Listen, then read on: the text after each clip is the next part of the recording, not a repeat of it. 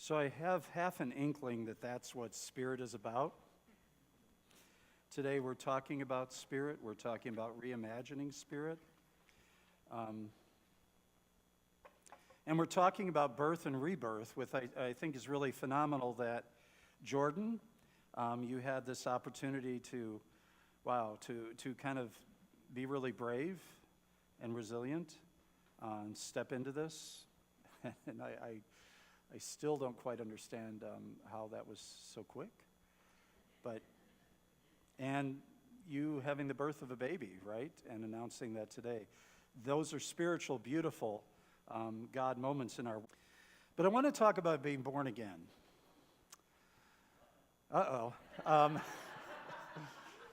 So 45% of American Christians say, or 45% of Americans in general say that they are born again. I became a part of the born again movement back in Chicago, and I've shared this before, as a young man walking up to the front of the Erie Crown Theater during a Billy Graham crusade. And I believed that moment would be a ticket to a lot of change, because I had been told I needed to change a few things in my life. Those of you who've been here more than one Sunday probably know what those are. But I also have to admit that beyond that moment in history, which was really pivotal for me, it connected me to God, it connected me to community, it connected me to a bigger movement, but I've also realized that I have had many, many, many, many born-again moments in my life. I don't believe that being born again is a one-time event. In fact, I believe in my Lutheran theology and seminary, they talked about being born again each and every day, as you remember it, as they say, your baptism, that's a rebirth and a reconnection. But I want to dip into this incredibly interesting story as we try to unpack, or at least as I try to unpack, a new way to look at Spirit, a new way to look at the Holy Spirit. So this is an incredible conversation that happens between Jesus and Nicodemus, and I will address him as Nick from here on out. He was a religious leader. He was a teacher of the law. He was a public figure with a very high standing in his Jewish religious community. And Nick recognized that there was something incredibly special about this person, Jesus. There was something charismatic about this young preacher, teacher, Jesus.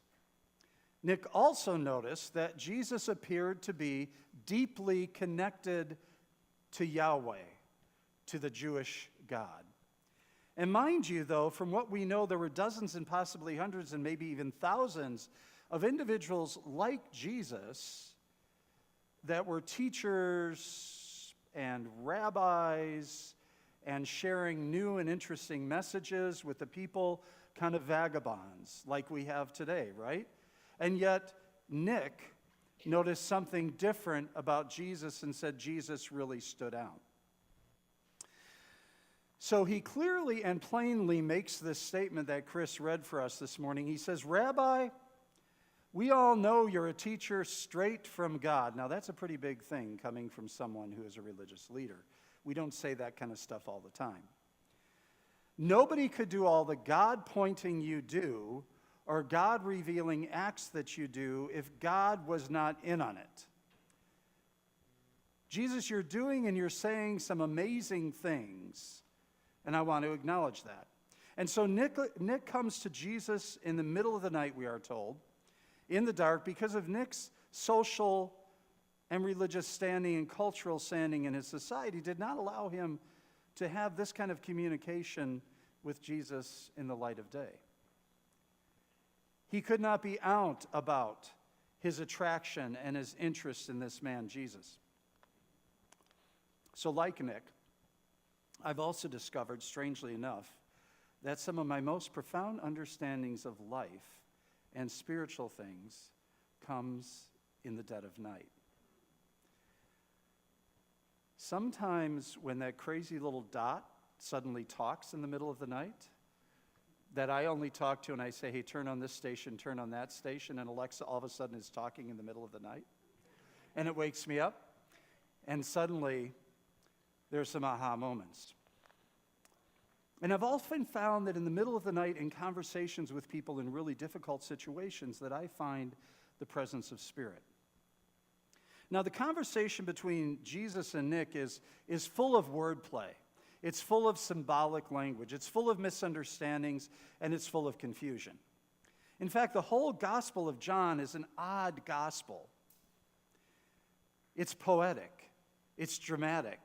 It's mysterious. And John draws on all of these contrasting images like heaven and earth, water and wine, seeing and believing, faith and understanding, truth and false, light and dark. And he lives into all these contrary ideologies.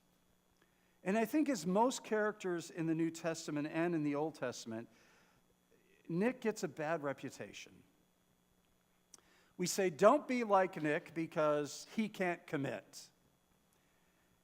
He's filled with fear of losing his religious or political position in his culture and his society.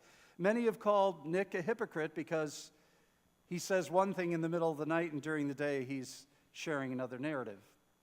But I think Nick is a complex character like you and like me. He's on the journey. He's a work in progress, and he's being drawn into this ministry of Jesus as he sees it 2,000 years ago. Now, I had a conversation with a few of our members on Thursday evening, in the early hours of the evening, around a table after the event we had here Thursday. And we talked about how we are called to be lifelong learners. We did have a dissenter who said, no, you don't need to be a lifelong learner. And I'm not sure if that person's come around or not. But we are ever growing, and I think that's where Nick is at. He's growing, he's seeking to understand, he's attempting to reframe his Jewish understanding of Yahweh, of Jehovah. There's an Indian mystic called Osho who says this: unless you can keep yourself flowing with change, your life is going to become dormant, stagnant. Flow is the process of remaining continuously alive.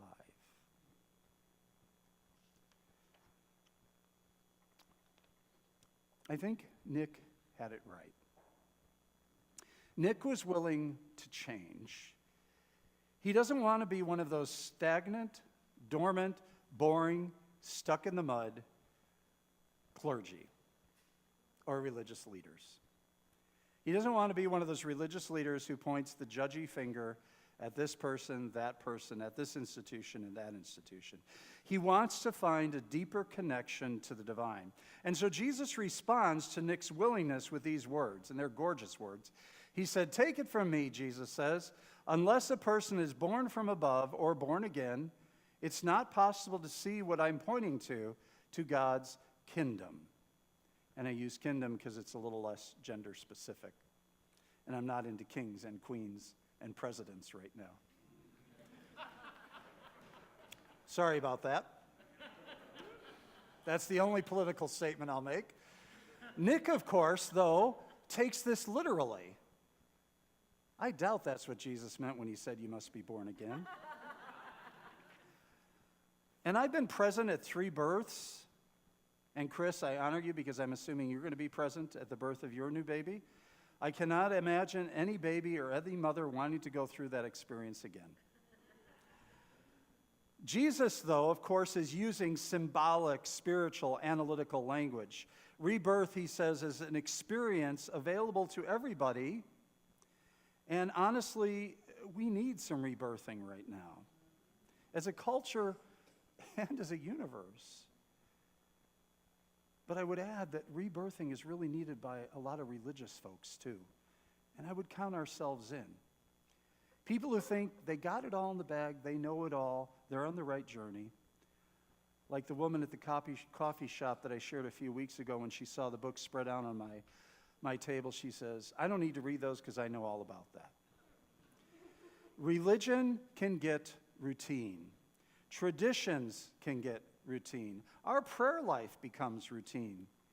Humans' love can become comfortable, noble, and routine. Pat and Cliff from our community sent me an article last night. Yes, I was actually writing some of this last night. You got to pop some good stuff in. About a culture shift even within the Southern Baptist Church that happened just a few days ago at their convention. They're deciding they're going to start to have a more inclusive gospel. That is the power of Spirit at work to transform.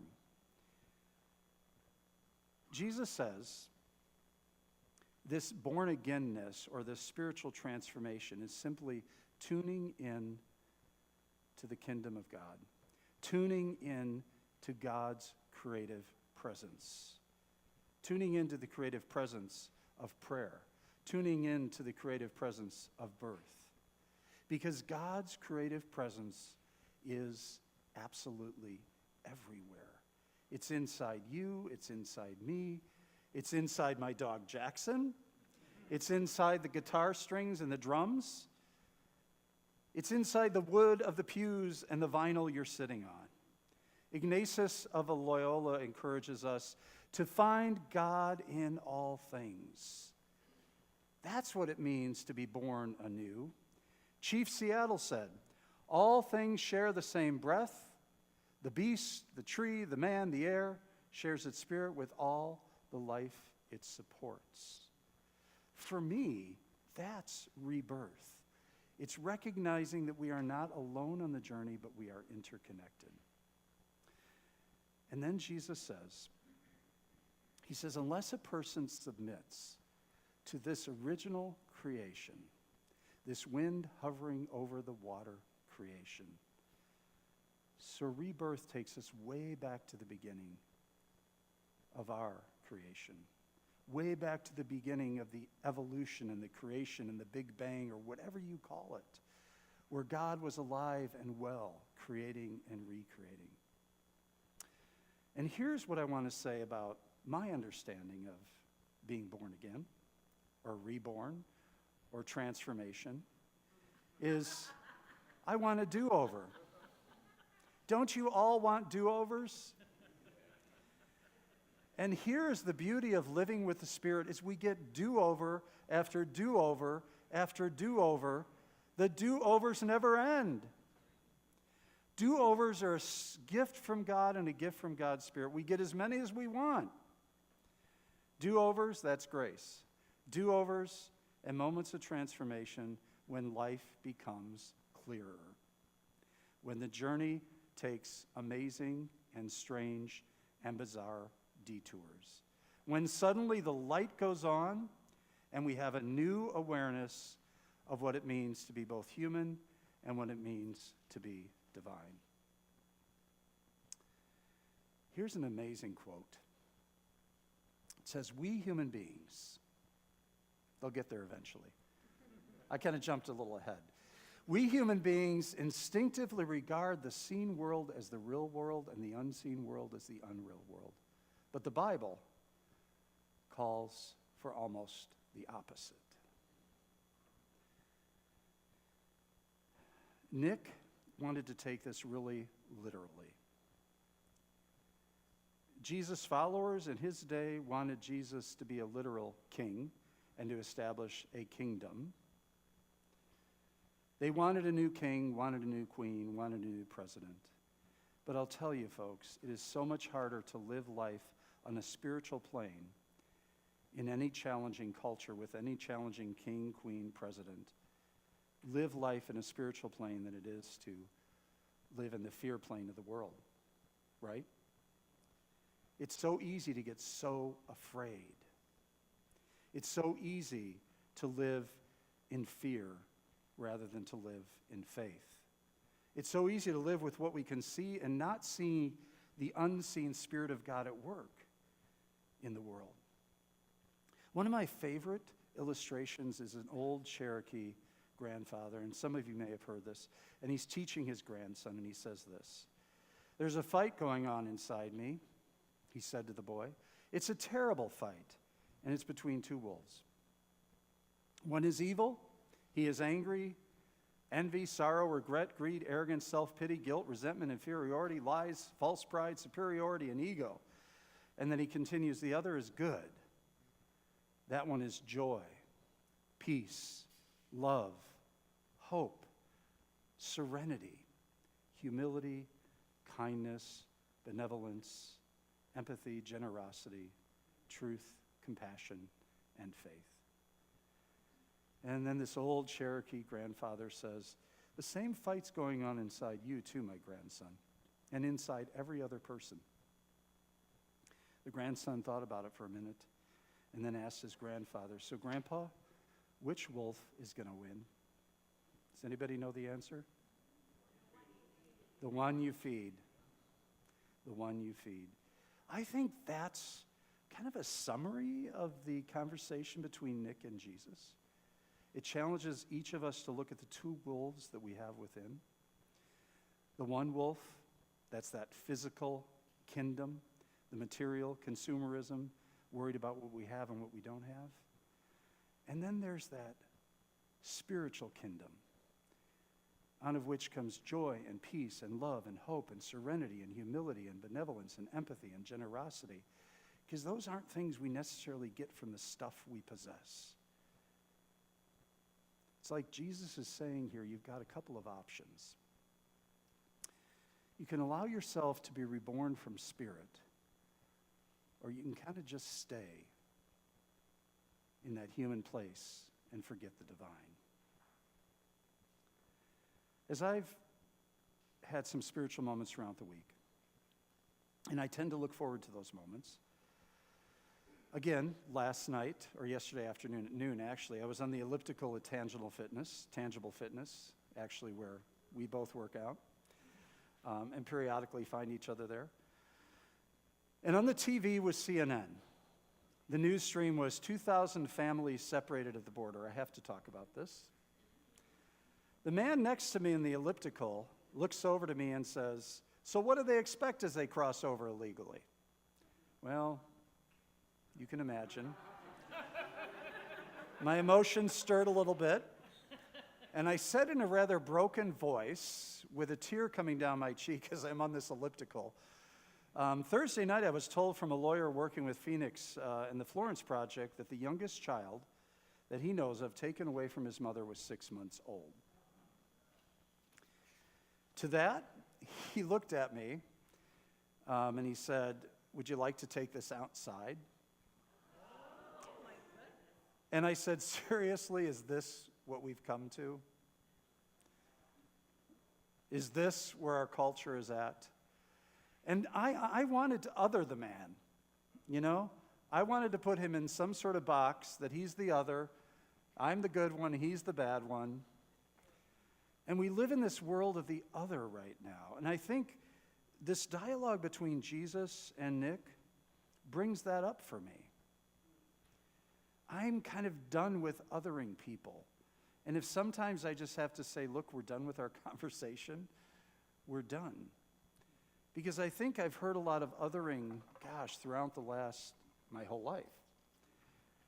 We've always spent this time othering. And I think the othering is based on the physical and not on the spiritual. And I think it's also dangerous to say, here's the spirit and here's the physical, because we are one, right? Our spirit is one with our bodies. But yet I think that's where a lot of the struggles come at. It comes as we look too much at the outsides, at the physical, and not at the heart and at the spirit. And the fact that if we're alive, we have the very same spirit. So, here's my closing appeal. I think culturally we need a spiritual rebirth. We need some transformation. I need it, you need it, all God's children need it. We need to realize that we are one people, and that we are connected by that same spirit, even if we have whole different perspectives. But I don't want to take anything outside. Jesus closes this incredibly powerful conversation with Nick, attempting one more time to get Nick to understand to get out of his body and his head and into his spirit. And he says, Nick, don't be so surprised when I tell you that you have to be born from above, out of this world, so to speak. You know well enough how the wind blows this way and that way.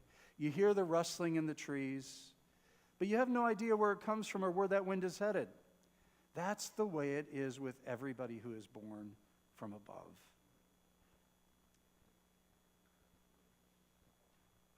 Spirit is blowing. I think we are living in one of the times of the greatest transformation of our culture and of our world. I have to believe that. I feel like as a spiritual leader, I need to be able to offer you that beatific, pie-in-the-sky vision, because it's what we need. But I think if I am really clear about the Spirit and clear about how Spirit works, the Spirit can be like that little gentle breeze, like the breeze from the air conditioning as it falls down to cool our bodies. But it can also be a mighty hurricane gale. It can be subtle or it can be dramatic. But hold on, my friends, because the wind is coming. For this is what I believe. I believe with all my heart that there's a new wind blowing, and it's the spirit of reconciliation to make things right. To make things right. So let's share that and read that out loud together with some conviction. I believe with all my heart that there's a new wind blowing. It's the spirit of reconciliation to make things right. I encourage you now to stand and share together in one of my favorite songs, This Little Light of Mine, calls us to share that spirit and share that love.